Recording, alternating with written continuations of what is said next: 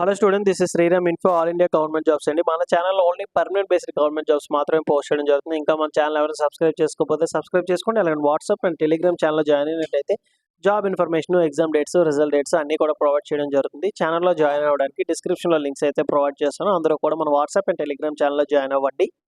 Hello students, ఇప్పుడు మనకు వచ్చేసి నేషనల్ మెటలాజికల్ ల్యాబొరేటరీ ఇన్స్టిట్యూట్ నుంచి మనకి చాలా మంచి పర్మనెంట్ సెంట్రల్ గవర్నమెంట్ జాబ్స్ అయితే రిలీజ్ అవ్వడం జరిగింది. బోత్ మెయిల్ అండ్ ఫీమేల్ ఎవరైనా అప్లై చేసుకోవచ్చు.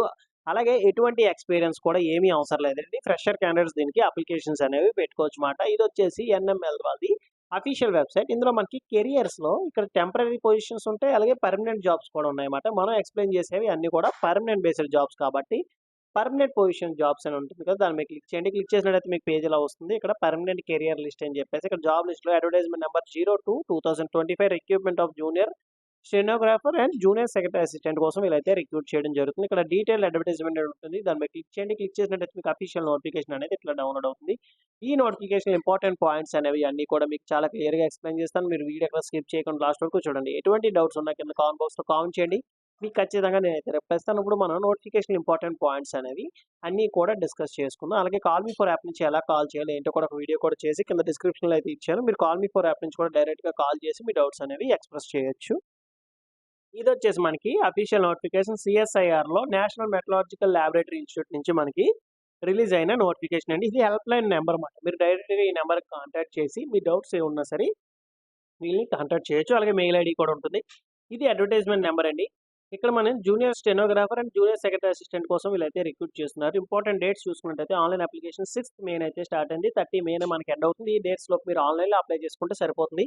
ఎటువంటి ఆఫ్లైన్ అప్లికేషన్ కూడా మీరేమీ పంపించాల్సిన అవసరం లేదు. జెండర్ బ్యాలెన్స్ అండి. Women candidates are encourage to apply. ఓకేనా, ఉమెన్ క్యాండిడేట్స్ కూడా మేము ఎంకరేజ్ చేస్తున్నాం. వాళ్ళు కూడా మీరు అప్లికేషన్స్ అనేవి పెట్టుకోవచ్చు. అలాగే మీకు ఎటువంటి అప్లికేషన్ ఫీజు అయితే ఏమీ లేదని చెప్పేసి మనకి ఇచ్చారు.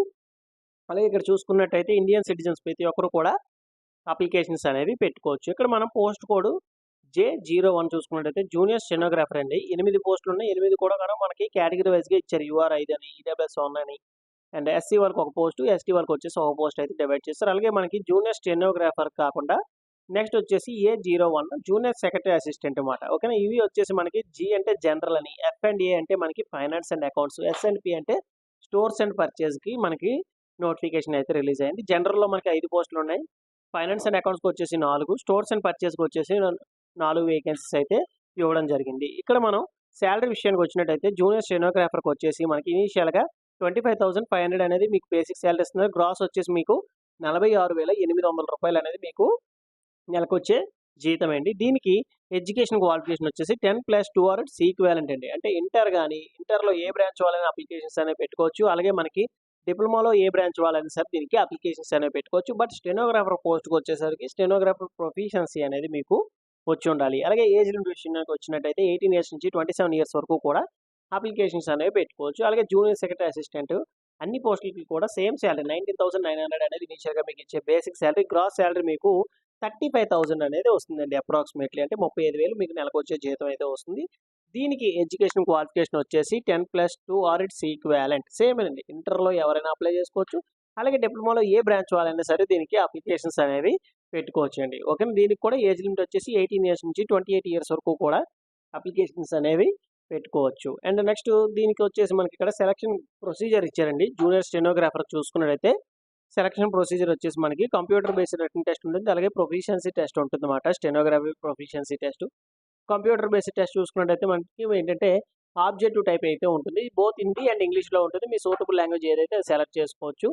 అలాగే 10th క్లాస్ +2 అంటే మనకి ఇంటర్ బేస్లో ఈ క్వశ్చన్స్ అయితే అడగడం జరుగుతుంది. అంటే SSC CGL మోడల్లో మీ క్వశ్చన్స్ అయితే వస్తాయి అన్నమాట. 200 క్వశ్చన్స్ ఉంటాయి.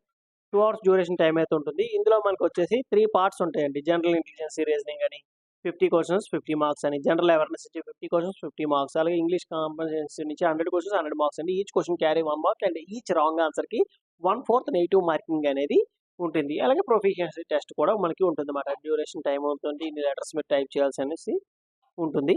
నెక్స్ట్ మనకి జూనియర్ సెక్రటరీ అసిస్టెంట్కి చూసుకున్నట్టయితే మనకి సేమ్ అండి. కంప్యూటర్ బేస్డ్ టెస్ట్ ఉంటుంది. మీకు బోత్ హిందీ అండ్ ఇంగ్లీష్లో ఉంటుంది. 10+2 లెవెల్లో వస్తుంది అన్నమాట. దీనికి వచ్చేసి 2 పేపర్స్ ఉంటాయి. పేపర్ 2 బేస్ చేసుకుని మీకు మెరిట్ లిస్ట్ అయితే తీస్తారు. పేపర్ 1 వచ్చేసి జస్ట్ క్వాలిఫైయింగ్ నేచర్ మాత్రమే. పేపర్ 1 వచ్చేసి మనకి 90 మినిట్స్ డ్యూరేషన్ టైం అయితే ఉంటుంది. Mental ability test 100 questions 200 marks. అంటే ఈచ్ క్వెషన్ క్యారీ 2 మార్క్స్. దీనికి ఎటువంటి నెగెటివ్ మార్కింగ్ అనేది ఏమీ ఉండదు పేపర్ 2కి. పేపర్ 1కి నెగెటివ్ మార్కింగ్ ఉండదు. బట్ పేపర్ 2కి వచ్చేసి 1 అవర్ టైం అయితే ఉంటుంది. దీనికి నెగెటివ్ మార్కింగ్ అయితే ఉంటుందండి. ఇక్కడ మనకి జనరల్ అవర్స్ వచ్చి 50 క్వెషన్స్ 150 మార్క్స్. అంటే each question carry 3 marks. Each wrong ఆన్సర్‌కి వచ్చేసి మనకి 1 నెగెటివ్ మార్కింగ్ అయితే ఉంటుంది. అలాగే మనకి ప్రొఫిషియన్సీ టెస్ట్ అయితే ఉంటుంది. టైపింగ్ స్కిల్స్ అయితే మీకు ఖచ్చితంగా వచ్చి ఉండాలి. 35 వర్డ్స్ పర్ మినిట్ ఇంగ్లీష్ అయినా టైప్ చేయాలి, లేదా 30 వర్డ్స్ పర్ మినిట్ హిందీ అని మీరు ఖచ్చితంగా టైప్ చేయాల్సి ఉంటుంది. అండ్ అనదర్ ఇంపార్టెంట్ పాయింట్స్ చూసుకున్నట్టయితే జనరల్ ఇన్ఫర్మేషన్ కండిషన్స్‌లో మీకు ఏంటంటే సెంట్రల్ గవర్నమెంట్ ఎంప్లాయీస్‌కి ఎటువంటి అలవెన్స్ ఉంటాయో సేమ్ యాజ్ ఇట్ ఈస్‌గా ఉంటాయి. డీఏ, హెచ్ఆర్ఏ, ట్రాన్స్‌పోర్ట్ అలవెన్స్ అని, మెడికల్ ఎక్స్‌పెన్సెస్ అనేసి, గ్రూప్ ఇన్సూరెన్స్ అని అన్నీ కూడా మీకు ఉంటాయన్నమాట. సిఎస్ఐఆర్ ఎన్ఎంఎల్ ఇది ఎక్కడుందంటే మనకి సెంటర్ అనేది ఎక్కడ లొకేట్ అయ్యిందంటే చెన్నైలో ఉంటుంది. మీకు ఎగ్జామినేషన్ సెంటర్ గానీ, జాబ్ లొకేషన్ గానీ అన్నీ కూడా మీకు చెన్నైలోనే ఉంటుంది. అండ్ నెక్స్ట్ ఇక్కడ ఇండియన్ సిటిజన్స్ అందరూ కూడా అప్లికేషన్స్ అనేవి పెట్టుకోవచ్చు. మీ డేట్ ఆఫ్ బర్త్ అనేది 10th క్లాస్ మార్క్ లిస్ట్ మీద ఏదైతే ఉందో దాన్ని బేస్ చేసుకొని వీళ్ళైతే కన్సిడర్ చేస్తారు. మీకు 2 ఇయర్స్ ప్రొబేషన్ పీరియడ్ ఉంటుంది. తర్వాత మిమ్మల్ని రెగ్యులరైజ్ అయితే చేయడం జరుగుతుందన్నమాట. ఏజ్ లిమిట్ వచ్చేసి మీకు ఆల్రెడీ చెప్పాను కదా, 18 ఇయర్స్ నుంచి 27 years for junior stenographer and 18 years నుంచి 28 years for junior secretariat assistant అండి. Age relaxation as per government rule ప్రకారంగా 5 years for SC, ST, 3 years for OBC and 10 years for PWD క్యాండిడేట్స్‌కి అయితే ఏజ్ రిలాక్సేషన్ అయితే divide చేసి ఇవ్వడం జరిగింది. And another important points చూసుకున్నట్టయితే ఇది ఎలా అప్లై చేసుకోవాలి ఏంటి, హౌ టు అప్లై. ఇదేంటంటే ఫస్ట్ మీరు అప్లై చేసుకునే ముందు ఇన్స్ట్రక్షన్స్ అనేవి జాగ్రత్తగా చదవండి. చదివేసిన తర్వాత మీకు 6th మే నుంచి 30 మే వరకు టైం ఉంది కదా, లాస్ట్ డేట్ వరకు చూడకుండా యాజ్ ఎర్లీ యాజ్ పాసిబుల్ మీరు అప్లికేషన్స్ అనేవి సబ్మిట్ చేయాల్సి ఉంటుందన్నమాట. మీరు ఏంటంటే ఓన్లీ 1 అప్లికేషన్ మాత్రమే పెట్టాలి. మల్టిపుల్ అప్లికేషన్స్ అనేవి పెట్టడానికి ఛాన్స్ అయితే లేదు. అండ్ వ్యాలిడ్ ఈమెయిల్ ఐడీ అయితే మీరు ప్రొవైడ్ చేయాలండి. అప్లై చేస్తున్నప్పుడు వ్యాలిడ్ ఈమెయిల్ ఐడీ ఉండాలి. ఎందుకంటే ఫర్దర్‌గా మీకు ఏమైనా కమ్యూనికేట్ చేయాలన్నా దాంతోనే కమ్యూనికేట్ చేస్తారు.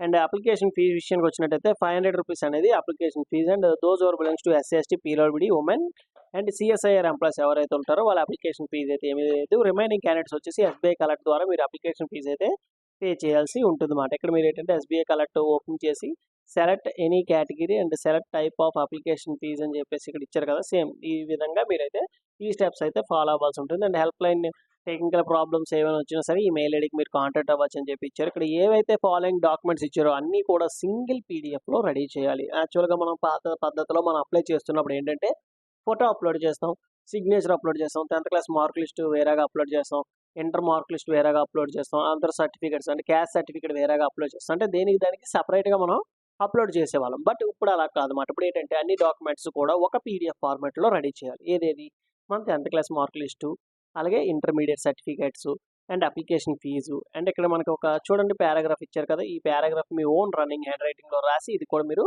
అప్లోడ్ చేయాల్సి ఉంటుందన్నమాట. అలాగే education qualification, caste certificate, PWD, ex service man ఎవరైతే ఆ కేటగిరీకి సంబంధించి ఉంటుందో ఆ కేటగిరీ సర్టిఫికేట్ అనేది మీరు అప్లోడ్ చేస్తారు. అన్ని ఫొటోస్ కూడా ఒక పీడిఎఫ్ సింగిల్ పీడిఎఫ్లో మీరు రెడీ చేయాలి. అది కూడా 4.5 MBలో ఉండాలన్నమాట. ఇందులో మీకు ఏమైనా డౌట్స్ ఏమైనా ఉన్నట్టయితే నన్ను కాంటాక్ట్ చేయండి. కాల్ మీ ఫర్ యాప్ నుంచి నేను దీంట్లో మీకు హెల్ప్ చేస్తాను. ఓకేనా. ఇదండి మనకి నోటిఫికేషన్ ఇంపార్టెంట్ పాయింట్స్. ఇందులో మీకు ఇంకేమైనా డౌట్స్ ఏమైనా ఉన్నట్టయితే కింద కామెంట్ బాక్స్లో కామెంట్ చేయండి. లేదనుకుంటే కాల్ మీ ఫర్ యాప్ నుంచి కాల్ చేసిన మీ డౌట్స్ అన్నీ కూడా నేనైతే క్లారిఫై అయితే చేస్తాను. వీడియో చూసిన ప్రతి ఒక్కరు కూడా లైక్ చేసి మీ ఫ్రెండ్స్కి కూడా షేర్ చేయండి. ఇన్ఫర్మేషన్ అనేది వాళ్ళకి కూడా యూజ్ అవుతుంది. థ్యాంక్ యూ సో మచ్ అండి for watching video. Keep supporting me.